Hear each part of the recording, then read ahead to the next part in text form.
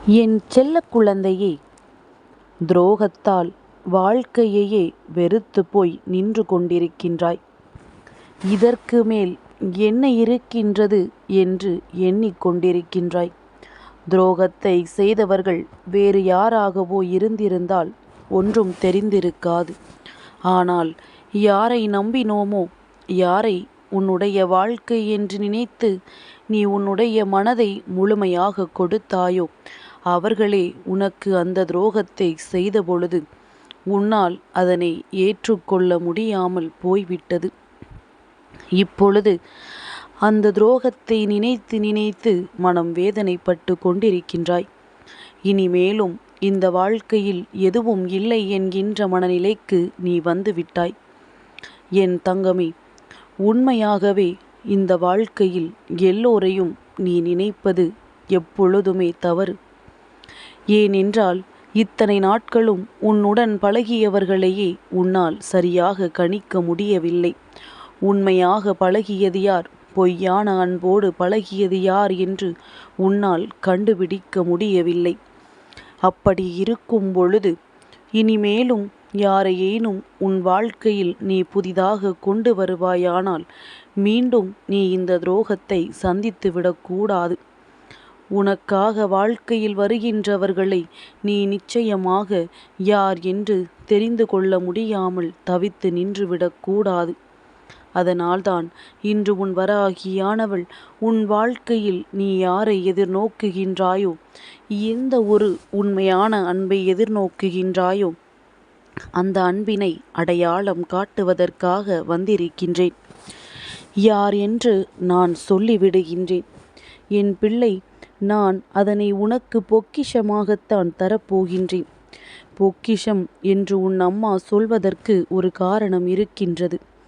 வாழ்க்கையில் கிடைக்கின்ற எல்லாவற்றையுமே பொக்கிஷமாக நினைப்பது கிடையாது. சில விஷயங்கள் நமக்கு கிடைத்து அது தொலைந்து போனாலும் பரவாயில்லை என்று நினைப்போம். ஆனால் இந்த விஷயம் பொக்கிஷமானது என்றால் அதை நாம் தொலைக்க மாட்டோம். ஏனென்றால் அது விலை மதிப்பில்லாததல்லவா? அப்படித்தான் உன் வாழ்க்கையில் ஒரு உண்மையான உறவை உனக்கு அடையாளம் காட்ட உன் தாயானவள் இன்று வந்திருக்கின்றேன். என் பிள்ளையே, தனக்கு ஏற்கனவே ஏற்பட்ட துரோகத்தினால் மனம் வெந்து போயிருக்கின்ற நீ, உண்மையான உறவு உன் வாழ்க்கையில் உன்னை தேடி வரும் பொழுது ஏற்கனவே உள்ள பிரச்சனைகளை மனதில் கொண்டு அந்த குணங்களையோ அந்த சந்தேக பார்வையையோ இவர்கள் மீது செலுத்தக்கூடாது. நான் சொல்வது புரிகின்றதா? அங்கே துரோகத்தை செய்யும் பொழுது கண்டு கொள்ளாமல் விட்டுவிட்டு இவர்கள் நல்லபடியாக நடந்து கொள்ளும் பொழுது அவர்களை சந்தேகப்படுவது நியாயமற்றது. அதற்காக நம்பிவிட வேண்டும் என்றும் சொல்லவில்லை. நீ என்ன செய்ய வேண்டும் தெரியுமா? ஏற்கனவே வாழ்க்கையில் மறக்கவே முடியாத துரோகத்தை சந்தித்திருக்கின்றோம். இதற்கு மேல் இந்த வாழ்க்கையில் யார் வந்தாலும் சரி, யார் விட்டு சென்றாலும் சரி, யாரிடத்திலும் எந்த ஒரு எதிர்பார்ப்புகளும் இல்லாமல் இருக்க வேண்டும்.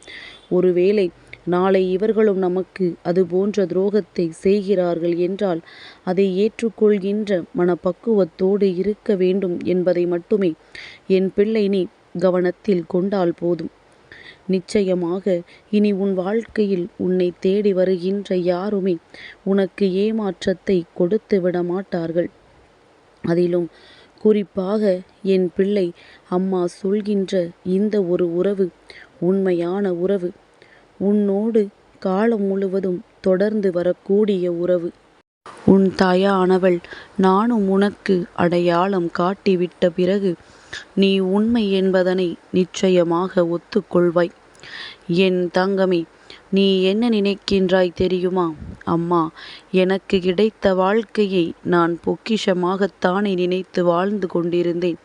ஆனால் அந்த பொக்கிஷம் தானாகவே என்னை விட்டு சென்றால் நான் என்ன செய்வது? இப்பொழுது அவர்களுக்கு எந்த கஷ்டமும் இல்லை. நான் தான் அவர்களை நினைத்து மனம் வேதனைப்பட்டு கொண்டிருக்கின்றேன் என்று என் பிள்ளை நீ யோசிக்கின்றாய்.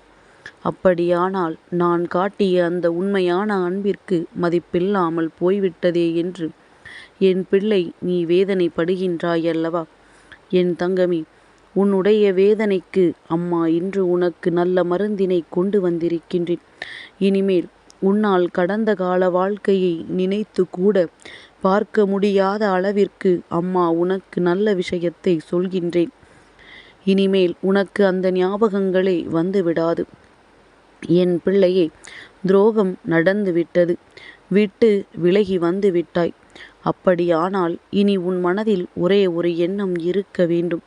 இந்த துரோகத்தை அவர்களுக்கு செய்தது உனக்கு கொடுத்ததற்கான காரணம் ஒருவேளை உன்னுடைய தகுதியாக இருக்கும் பட்சத்தில் என் பிள்ளையே, இந்த தகுதியை நீ வளர்த்து கொள்ள வேண்டும்.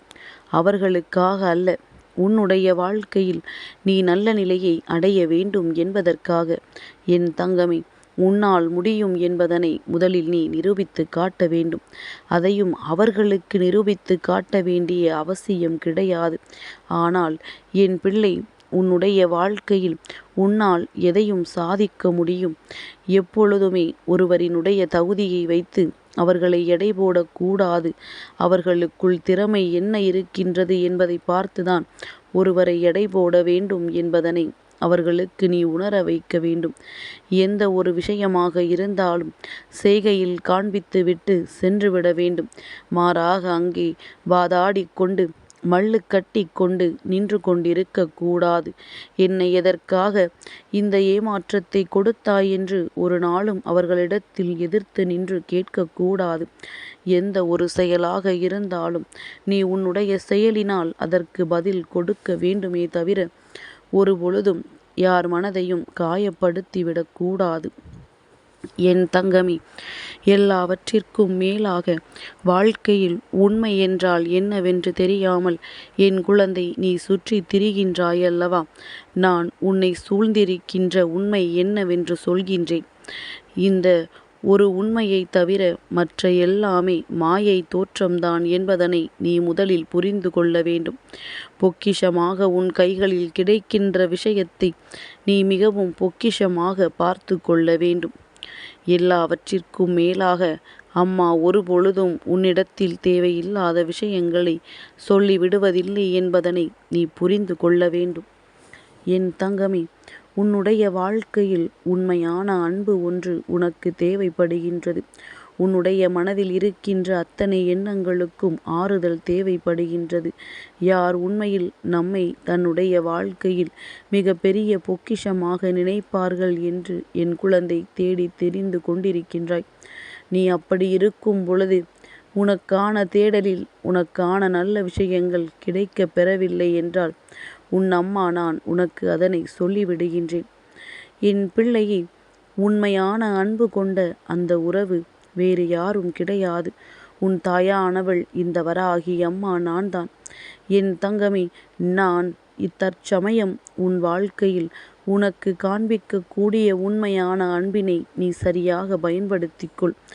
ஆனால் நான் உன் வாழ்க்கையில் இருந்து உன்னுடைய நிலையை அறிந்துவிட்ட பிறகு உண்மையாகவே உன் வாழ்க்கையில் உனக்கு நிரந்தரமாக இருக்கக்கூடிய ஒரு உறவை அடையாளம் காட்டி விடுகின்றேன்.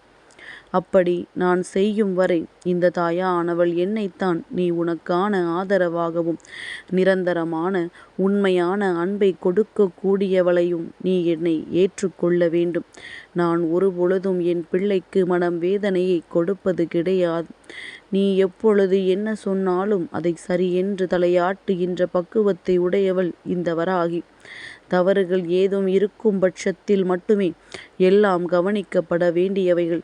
மற்றபடி எல்லோருக்கும் எல்லா நிலையும் சகஜம் என்பதனை புரிந்து கொண்டு இனிமேல் உன் வாழ்க்கையில் நடக்கப் போகின்ற விஷயங்களின் மீது நீ சற்று கவனமாக இருந்து கொண்டு முன்னெச்சரிக்கையாக இருந்து கொண்டு கஷ்டம், கவலை, வேதனை என்று ஏதேனும் வந்தால் அந்த நேரத்தில் அந்த கஷ்டத்தை என் காலடியில் போட்டுவிட்டு உன்னுடைய வேலைகளை நீ சரியாக செய்து கொண்டிரு.